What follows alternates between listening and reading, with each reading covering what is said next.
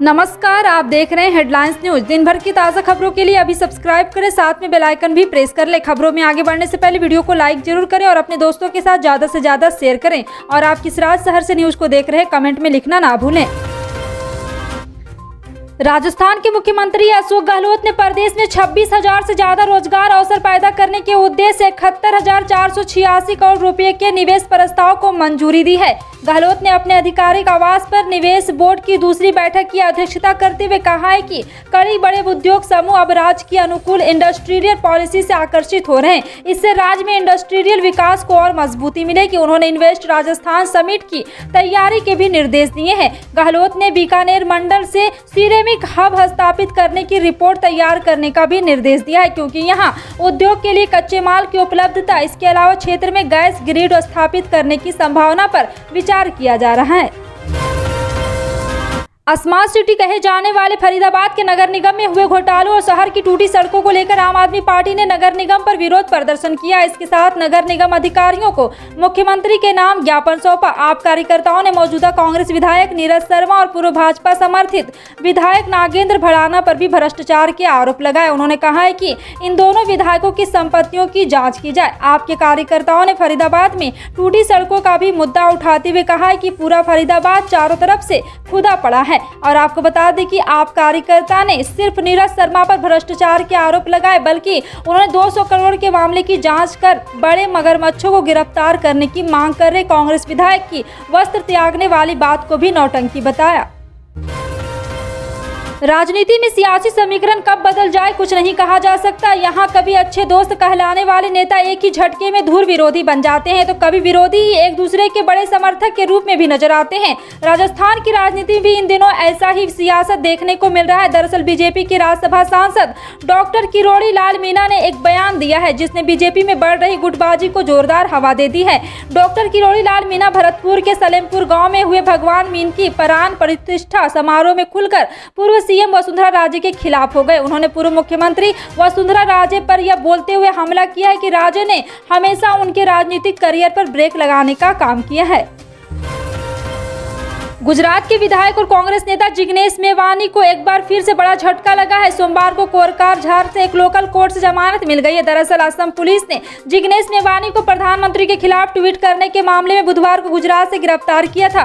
इसके बाद सोमवार को जमानत याचिका सहित मेवानी के मामले में सुनवाई। उधर बारपेटा पुलिस ने गुजरात विधायक जिग्नेश मेवानी के ट्वीट से जुड़े मामले में जमानत मिलने के बाद ठीक एक अन्य मामले में फिर से गिरफ्तार कर लिया है।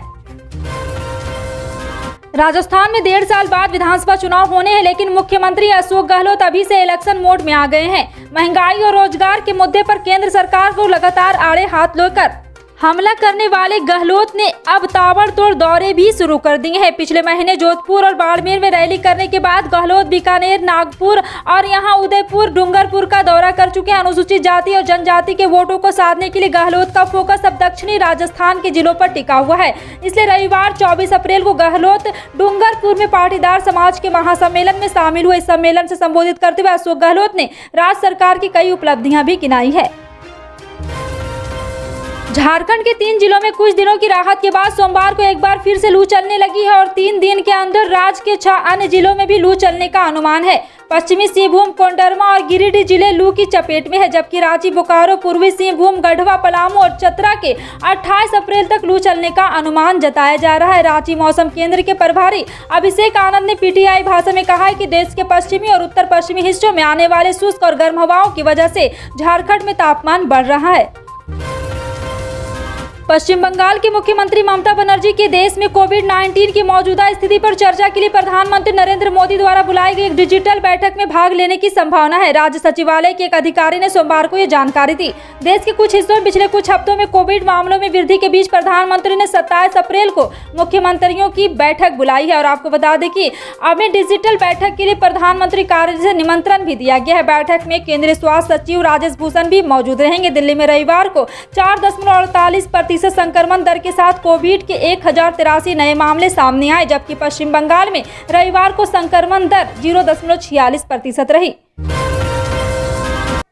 आरजेडी के युवराज तेजस्वी यादव इन दिनों एक्शन मोड में नजर आ रहे हैं। बता दें कि बैठकों का दौर लगातार जारी है। आज तेजस्वी यादव करीब 12 बजे आरजेडी दफ्तर पहुंच चुके थे। इस दौरान तेजस्वी यादव तमाम कार्यकर्ताओं और वरिष्ठ नेताओं के साथ मुलाकात की। इस दौरान उन्होंने 1 करोड़ सदस्य बनाने की रूपरेखा की चर्चा की। बैठक के दौरान प्रदेश अध्यक्ष जगदानंद सिन्हा और श्याम रजक जैसे नेता मौजूद थे, लेकिन तेज प्रताप यादव को लेकर पार्टी दफ्तर के बाहर हो हंगामा चलता रहा। करीब 1 घंटे से ज्यादा वक्त तक दफ्तर में हंगामा गमी स्थिति बनी रही। महंगे कच्चे तेल के दामों से फिलहाल राहत मिलती नहीं दिख रही और ये राहत तब तक नहीं मिलेगी जब तक रूस और यूक्रेन के बीच जारी युद्ध खत्म नहीं हो जाता। अगर दोनों देशों के बीच युद्ध जारी रहा तो कच्चा तेल $100 प्रति बैरल के ऊपर बना रहेगा। इकोनॉमिक इंटेलिजेंस यूनिट ने अपने ग्लोबल आउटलुक रिपोर्ट में यह बात कही। इकोनॉमिक इंटेलिजेंस यूनिट के मुताबिक रूस के हाइड्रोकार्बन एक्सपोर्ट पर रोक लगा के साथ साथ उस पर प्रतिबंधों के खतरे और सप्लाई बाधित होने के चलते दिक्कतें बनी रहेगी। और आपको बता दें कि एक बार फिर से रिपोर्ट के मुताबिक यूरोपीय गैस प्राइसेस की कीमतों में 65% की तेजी इस वर्ष देखने को मिल सकती है, जबकि बीते साल 5 गुना दामों में इजाफा देखने को मिला था। महाराष्ट्र के गृह मंत्री दिलीप वळसे पाटिल ने लाउड स्पीकर विवाद पर हुई ऑल पार्टी मीटिंग के बाद कहा है कि कानून व्यवस्था को बनाए रखना सरकार की जिम्मेदारी। अगर कोई इसका उल्लंघन करता है तो और इस पर पुलिस कार्रवाई करेगी। अगर केंद्र लाउड स्पीकर को लेकर कोई राष्ट्रीय स्तर पर नियम बनाता है तो राज्य में इस तरह के मुद्दे नहीं उठेंगे। वहीं महाराष्ट्र सरकार के मंत्री आदित्य ठाकरे ने भी यह बात दोहराई। उन्होंने कहा है कि लाउड स्पीकर विवाद का हल निकालने को लेकर एक प्रतिनिधि मंडल केंद्र सरकार के पास जाएगा। यह प्रतिनिधि मंडल राज्य में लाउड स्पीकर विवाद के समाधान पर भी चर्चा करेगा।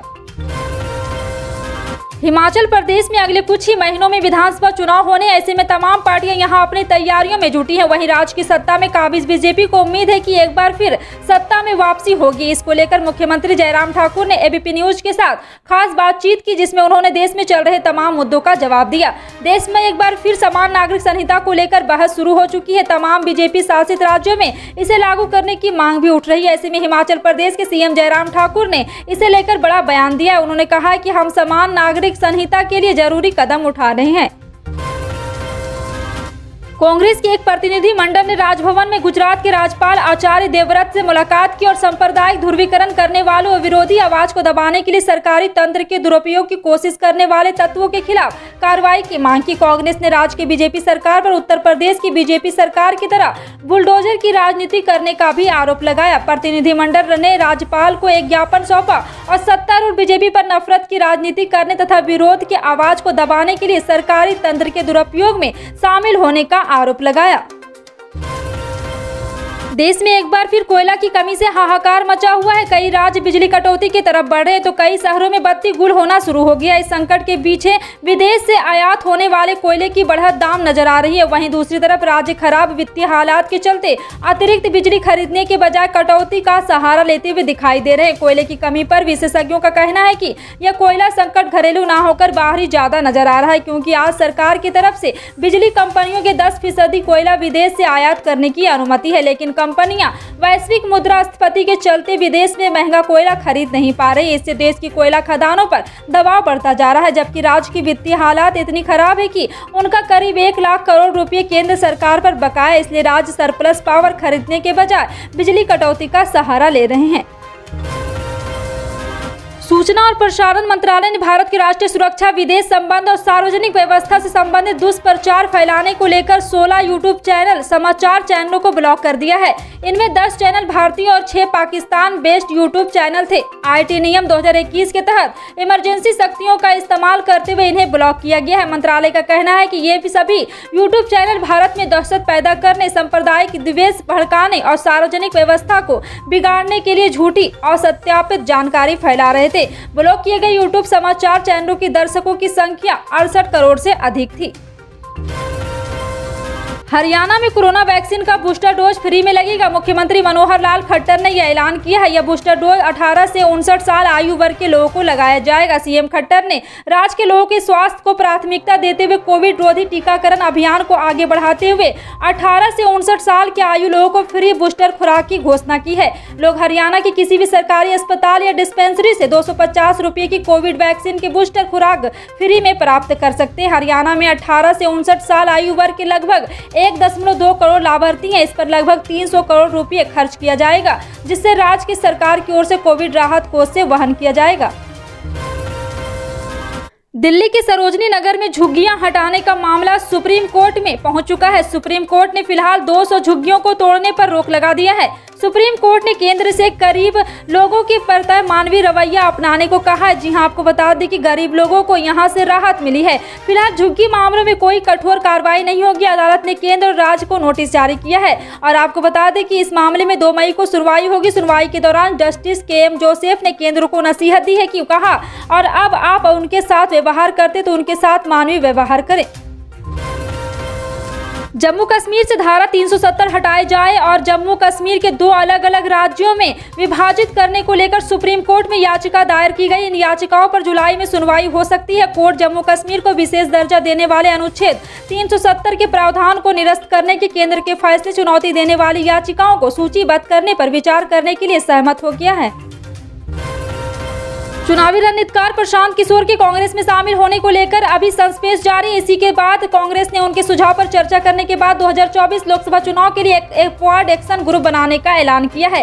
कांग्रेस महासचिव रणदीप सुरजेवाला ने कहा है कि पीके के प्रस्ताव पर सुझाव देने के लिए बनाई गई 8 सदस्यीय कमेटी ने 21 अप्रैल को अपनी रिपोर्ट पार्टी अध्यक्ष सोनिया गांधी को सौंप दी है। कमेटी के साथ रिपोर्ट पर चर्चा के बाद आगे की राजनीति चुनौतियों के मद्देनजर कांग्रेस अध्यक्ष सोनिया गांधी लोकसभा चुनाव के लिए एक क्वाड एक्शन ग्रुप का गठन करेगी। ज्योतिष शास्त्र में ग्रह नक्षत्र का विशेष महत्व है। ग्रह नक्षत्रों के स्थान परिवर्तन के हिसाब से भविष्य में घटित होने वाली घटनाओं के बारे में पता लगाया जा सकता है। ऐसे में हिंदी पंचांग के अनुसार 30 अप्रैल को साल का पहला सूर्य ग्रहण लग रहा है। इस बार सूर्य ग्रहण मेष राशि में लगेगा, जिसकी वजह से कुछ राशि वालों पर इसका प्रभाव नकारात्मक जबकि कुछ राशि वालों पर इसका प्रभाव सकारात्मक रहने वाला है। शनिवार के दिन ग्रहण लगने से इस बार शनिचरी अमावस्या के योग बन रहा है। फिलहाल आपका इन सभी खबरों पर क्या कहना है, कमेंट सेक्शन में टाइप करके जरूर बताएं। पल पल की अपडेट जानने के लिए जुड़े रहें आप अपने हेडलाइंस न्यूज के साथ। मिलते हैं अगली बड़ी खबर में, तब तक के लिए जय हिंद।